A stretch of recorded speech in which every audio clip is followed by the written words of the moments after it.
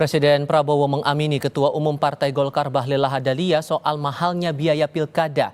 Presiden melempar wacana kepala daerah dipilih kembali oleh DPRD. Apakah mungkin kepala daerah dipilih kembali oleh parlemen daerah seperti era Orde Baru? Dan apakah mahalnya biaya pilkada cukup jadi alasan untuk mengubah pilkada langsung menjadi lewat DPRD? Kami diskusikan bersama Wakil Ketua Umum Partai Golkar Ahmad Doli Kurnia Tanjung, lalu ada juga Ketua DPP PDI Perjuangan Deddy Sitorus, dan pakar hukum tata negara Ferry Amsari. Selamat sore semuanya, apa kabar? Sore, Assalamualaikum warahmatullahi wabarakatuh. Waalaikumsalam warahmatullahi wabarakatuh. Terima kasih semuanya sudah bergabung. Bang Doli, begini, kalau melihat periodisasi dari pernyataan Pak Prabowo ini, muncul wacana pernyataan kepala daerah dipilih tidak langsung saja karena sebelumnya sudah hasil dari Pilkada Jakarta menunjukkan pasangan RK Suswono gagal. Apakah ini sebagai reaksi dari hasil kekalahan dari RK Suswono di Pilkada Jakarta, Pak?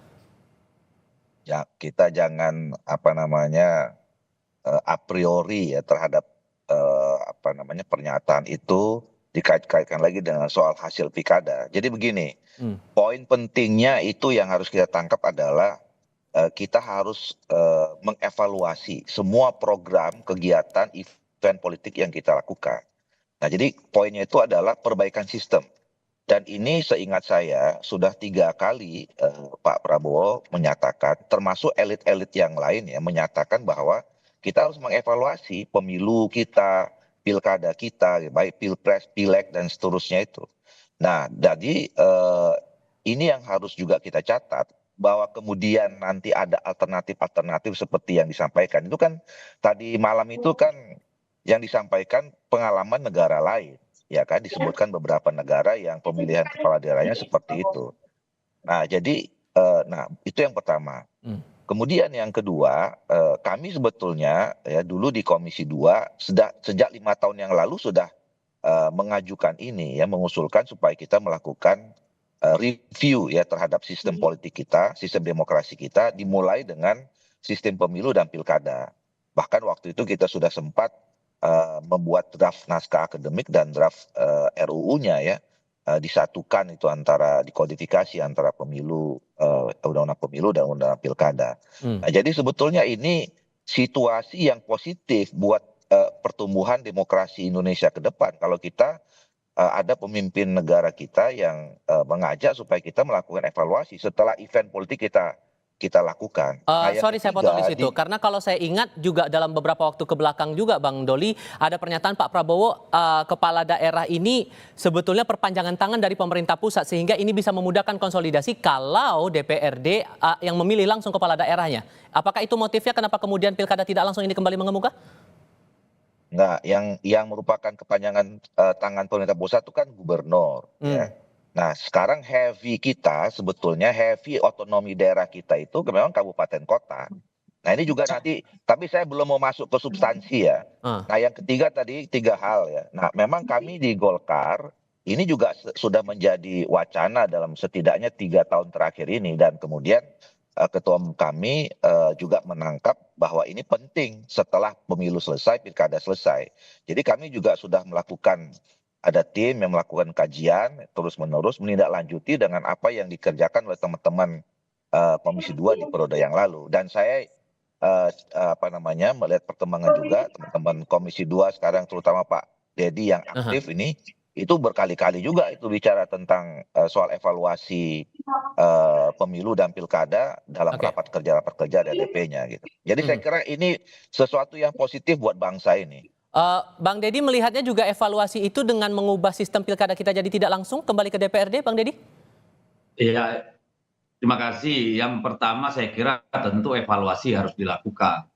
Evaluasi dalam konteks koridor yang disepakati bersama, peraturan, regulasi, undang-undang dan seterusnya. Yang kedua, untuk ke depan saya kira perbaikan harus dipikirkan setelah kita mendapatkan evaluasi dari apa yang terjadi kemarin-kemarin. Itu basisnya saya kira. Karena kita ini punya kecenderungan dari satu ekstrim ke ekstrim lainnya gitu. Dulu kita kan mengubah pemilihan langsung DPRD menjadi pemilihan langsung oleh rakyat, itu kan dengan banyak alasan, salah satunya juga soal money politik, soal transparansi, soal partisipasi rakyat gitu ya. Nah, di sisi lain sekarang terjadi lagi hal sama. Nah, persoalannya apa memang di situ tuh? Pertanyaannya kan itu tuh, kalau saya. Kalau saya mungkin, saya belum melihat draftnya atau apapun itu, ya, kita berpikir positif aja. Tapi kalau saya masih melihat banyak cara untuk memperbaiki pemilu kita ini supaya tetap mempertimbangkan dua hal tadi. Politik yang apa namanya free and fair gitu kan, ada partisipasi publik yang kuat di dalamnya, tetapi juga ada kontestasi politik yang juga berlangsung secara fair and fair, apa namanya free gitu. Nah ini kan konteksnya satu kalau menurut saya ada banyak instrumen yang bisa dipakai. Hmm. Tetapi instrumen itu semuanya akan berguna jika satu law enforcement-nya dulu nih, kan gitu. Biaya politik yang besar itu salah satunya kan karena apa? Karena penegakan hukum kita nggak jalan kalau menurut saya. Kalau penegakan hukum jalan, nggak ada orang tuh main money politik gila-gilaan misalnya gitu kan. Mhm. Itu satu. Sehingga pilkada tidak langsung itu tidak menjawab persoalan itu tadi. Menurut saya tidak. Yang kedua kan misalnya salah satu problem lagi di sana ya.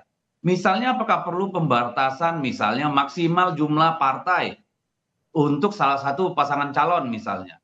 Kalau misalnya kita batasi hanya 20 atau 25, kalau 20% misalnya tidak boleh lebih dari situ, maka ada 5 pasang calon yang akan berebut tiket misalnya. Itu dengan sendirinya akan mengurangi ongkos politik kalau menurut saya, karena kemudian rebutan suara itu menjadi sangat tidak mungkin didominasi oleh mereka yang hanya punya uang, misalnya begitu loh.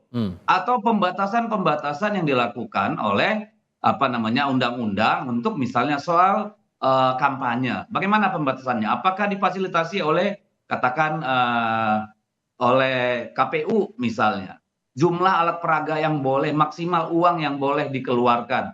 Ya masih banyak sekali gitu. Jadi ya apapun itu saya kira presiden sudah bilang bahwa ini perlu dipertimbangkan. Kalau bagi kami, apapun yang diinginkan oleh pemerintah sekarang dan koalisi partai pendukung pemerintah, ya di Kim atau Kim Plus gitu ya, itu 84%.